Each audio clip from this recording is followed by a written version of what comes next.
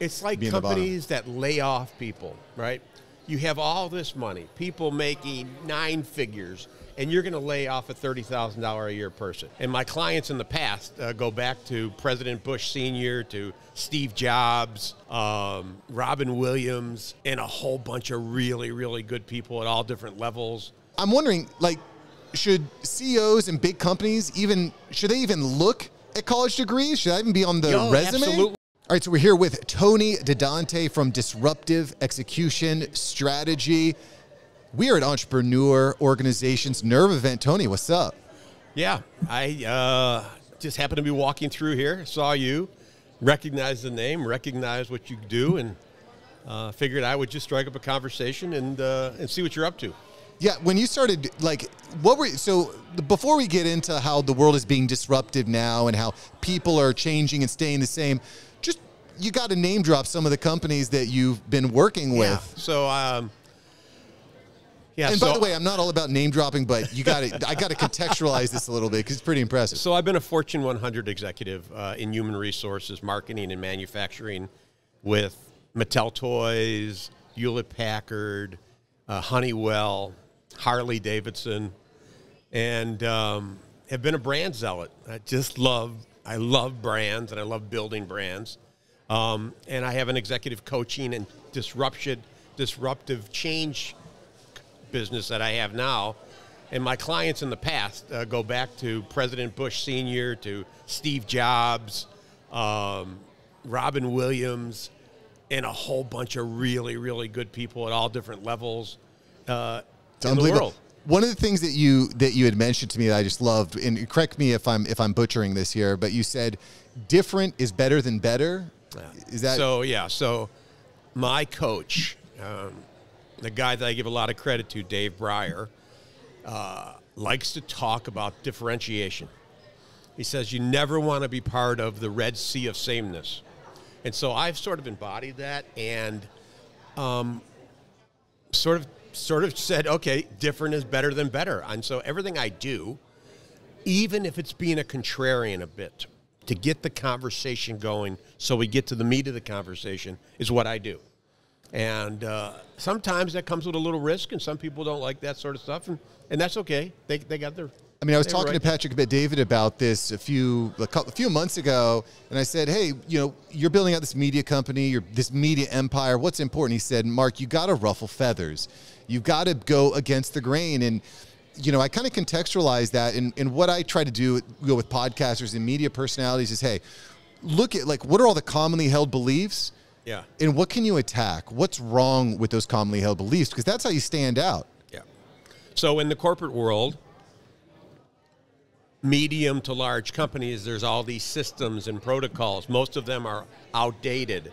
But one thing that never seems to get old is that if you are the contrarian, if you are the person who challenges the status quo, there are 100 other people that want the same. They don't want to be ruffled. They don't want to change. You need an event, a black swan event like COVID, to come along that says you have to change. And that forces you to change. Do you think AI, automation, do you think that's a black swan event that's going to force change, or is that going to happen slowly? No, I think it's going to force change, but even recently I was speaking at a large convention, a couple thousand people, and there are a whole group of people that their jobs are going to be directly affected by AI. But there are members of that group that are trying to sort of reduce the reality of that change, to say, oh, don't worry, your job's going to be safe. You don't have to do anything other than what you're doing today. And I think they're setting people up for that pain. AI is going to come, and it is coming, and it's changing every day. And once it sort of finds its mark, it's just going to roll over things. I think it's going to happen very quickly, too. Yeah, sure, it's there. I mean, if you can write a book in a few minutes and just go through it and make sure it's right, it's going to change pretty quickly. It's funny you mentioned books. I was talking to a guy a few days ago. His business is writing books. He wrote 87 books in a month. Self-published them on Amazon, making thousands of dollars passively. They're all pointed to one another. Yeah. Like, one of my bucket list items has always been to write a book, but now it's like, okay, I could write a book. Like, I could write a book while you're talking during this podcast. Yeah. It's so ridiculously easy. Right. And the fact of the matter is the whole writing a book things, yeah, it gives you a little agency, But again, 1 in 1,000 make money. Yeah. So if you go into it because you want to write as part of your passion, I get it. But it's certainly not something that you need. What you need is to be able to say, I moved the ball from A to B to C to Z. And I did it this quickly, and this is how I did it. It strikes me that, if you're a C-suite executive, that brings on a lot of risk going against the grain. So, who's somebody that's done it right that you can think of? Someone that's gone against the grain, taken the risk, and actually won. I go right back to Steve Jobs. So there wasn't a thing about Steve Jobs that was status quo.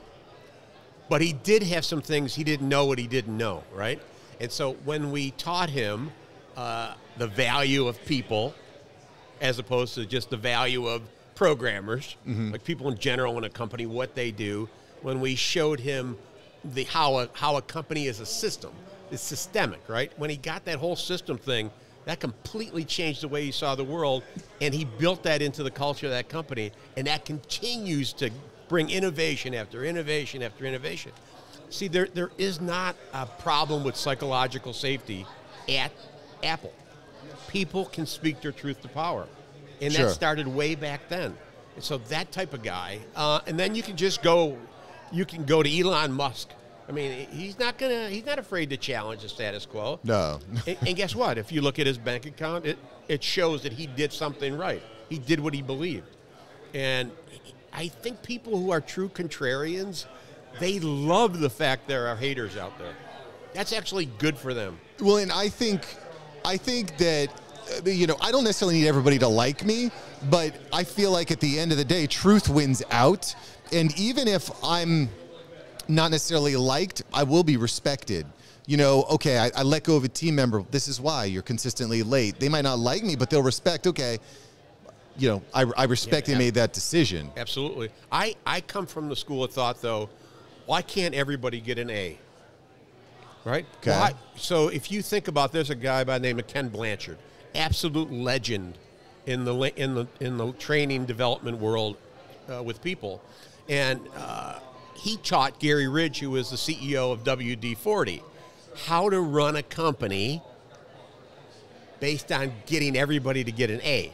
So, and Ken did it cool. He did it cool. He was a teacher, and he would give his students the answers to the final on day one. And the rest of the teachers would say, what are you doing? This isn't fit. And he did that, and he said, no, I'm going to teach to that answer. Everybody's getting an A. We're not going to use the bell curve and force rank people. Yeah. So he made people feel human. He said, man, I can help you. And then he customized his teaching. So Gary Ridge did that in the corporate world, and WD-40 is probably the most successful company in the world. You can't go anywhere without seeing his colors, right? It's definitely less cutthroat. I mean, I think it was the CEO of GE who would always lay off. Jack Welch. He was somebody that I worked for. And he would lay off the bottom 10% of his workforce every year. I had to do that. I was in human resources, and I worked for his number 2 guy, Larry Bossidy, and I even at the Harvard Business School confronted both of them in front of all the people who write all the business books and said, force ranking is for the weak leaders of the world. Why aren't we developing those people? So are you telling me that we went out and hired bad people? So what's broken? So if you telling me we went out purposely to hire bad people, something's fundamentally broken. It doesn't really create a great incentive structure. You'll do just enough to not It's like companies that lay off people, right? You have all this money, people making 9 figures, and you're going to lay off a $30,000 a year person, right? So it ruins their life. And then when the economy picks up or whatever happens, you want them to come back. Well, no, that doesn't how it works. When you break that trust in a second, there's no way I'm trusting you going forward. I may need your paycheck, I may need your benefits, but don't count on me to do anything outside of what my job is. And I probably won't go back to your company. Yeah. So now we're faced with this talent war where people are saying, I don't need your company anymore. I can go anywhere I want. I can work from home. Yeah. So that's how that change is being driven now. There's a new demand on corporate leaders to say, we, for the first time ever, have had 5 generations in the workforce at the same time. And guess what? I want it one way, you want it another way. your 18-year-old son wants it a different way. The 35-year-old wants it a different way. And leaders have to deliver differently. So if you don't generate new skills as a leader, you become irrelevant. Right. That's scary to people. Right. Well, especially now with, like we talked about, AI and automation and tech and these tech stacks and marketing. And so, but I want to stay on the hiring of talent for a second, because historically the model was pretty simple. Go to a good high school, get good grades, go to a good university, get good grades, get hired, white picket fence, married, kids, sail off to the wild blue yonder. But I got to be honest with you. I feel like the college university scam is over. I think like people have caught on to it. People are not interested in getting a $150,000 degree in something that is irrelevant or doesn't matter or doesn't actually directly result in real life skills. So I'm wondering, like, should CEOs and big companies should they even look at college degrees? Should that even be on the resume? Absolutely, because if the curriculum changes to have much more on entrepreneurial side of it, how to become a successful entrepreneur, how to lead in a disruptive, if those are the courses you're teaching, and it's not an academic necessarily teaching, it's someone who's been in the trenches teaching that, absolutely go to those colleges. Yeah. Right? But I mean, like, this whole conference is entrepreneurs and small business owners, right?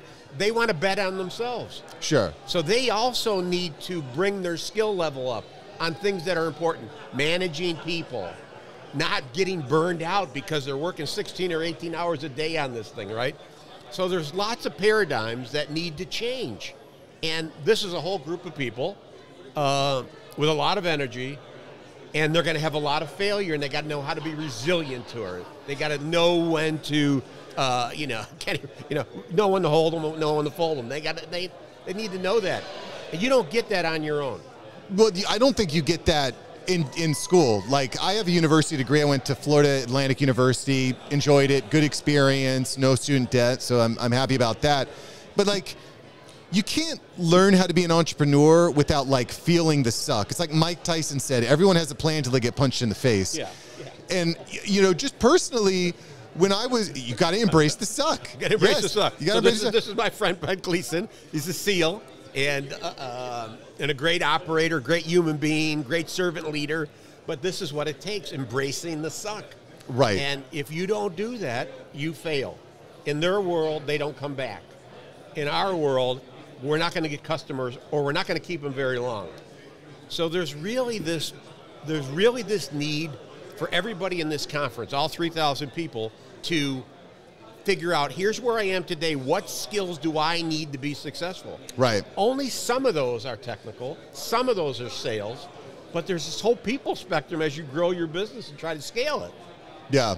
What are you going to do when that happens? How do you run into that? You don't have a world-class HR person there helping you with employee relations. You don't have an executive coach. You need to develop those skills, because that stuff is going to happen to you as you grow a business. I was talking to Sid Mohasib. He's a university professor at USC. And I was really curious about how he's using AI and ChatGPT in his classroom, because I don't know if we've all seen that viral video where the teacher's like completely freaked out, pissed off. Everyone's using ChatGPT, no computers in the classroom. I think that's the wrong way to go about it. It's the wrong way to go. It's the wrong way to go. And if that's the way universities go, like... Well, no, because now professors are having to become tech savvy.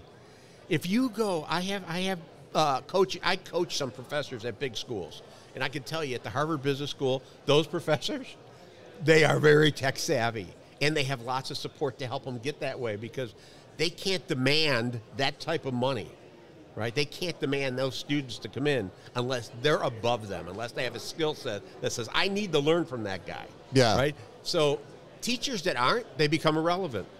And people aren't going to school. Or the students that go out, they won't have the skills to be relevant. And plus they get terrible ratings, and only for so long can you get terrible ratings. Yeah. Right? It's no different than a business. Only so long you can tolerate so many people telling you, hey, if you're a restaurant, your food is terrible. There's only so much you can take of that. I mean, I feel like, if I'm running a business, which I am, I would much rather hire someone that can say, hey, Mark, here, like, let's say I'm hiring someone that's doing marketing. They can say, hey, these are the results that I have. These are the companies I've worked for. I mean, I get that you have to, like, put in your hours, but frankly, I would rather hire a 22-year-old that had actually been working in the marketing business for 4 years, rather than someone said, hey, I got an A on my skills. I was running, I did this fake, I was doing these fake campaigns in school. I'd rather hire someone that was actually in the trenches for 4 years rather than someone that is just checking off boxes. And again, I sort of look at it this way. If I want to play small ball forever, right? If I want to play sandlot, I don't have to do much.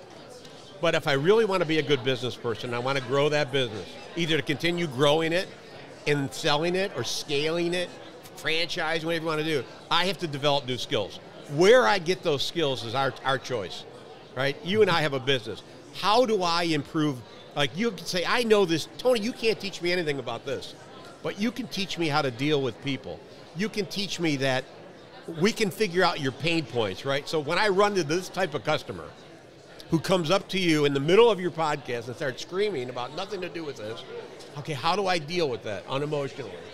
I can help with, somebody like me can help with emotional intelligence, right? Each of us has a responsibility to say, here's where we're at, and admit to ourselves, here's what we're lacking and we need it. Yeah. Right? And as long as you develop the attributes, not necessarily the skills, but the attributes of grit and courage and a willingness to change and a reassessing your values and your how you see the world and keeping that ahead of the curve of disruption, you're good. But the minute you fall behind, you're behind, and somebody is going there. Right? I don't think anybody can afford to be comfortable right now. I just don't think we can. Whatever level you're at, and I agree with getting ahead, reading. Poor people scroll, rich people read. Sorry, said it, but you're reading. You're at conferences. You're collaborating. So you can't copy if you're number one and you drop down. You don't want to copy number two that got ahead of you. You don't want to do that because that's only short-lived. You need to come up with something. Different is better than better, right? Yeah. You need to come up with something that's going to give you enough time to scale it and really put a vault around it. Like, you can't get in this. Yeah. It's that blue ocean strategy. It's that blue ocean strategy, absolutely. And that takes innovative thinking and being risky. Being willing to say, I'm going to fail. Okay, but what the hell am I going to learn? I need to fail. So good. Yeah. Anyways, that's my take on all this. Yeah, you're never going to lift 500. You're never going to hit that personal best without failing. Failing is sometimes you win, sometimes you learn. That's the way I look at it. Tony Dadante here on the After Hours Entrepreneur. Thanks for joining us here today, brother. Absolutely, buddy. Where is the best place for us to find you? I'm on LinkedIn all the time. Go to my website, Disruptive Execution Strategy. I work with a variety of clients.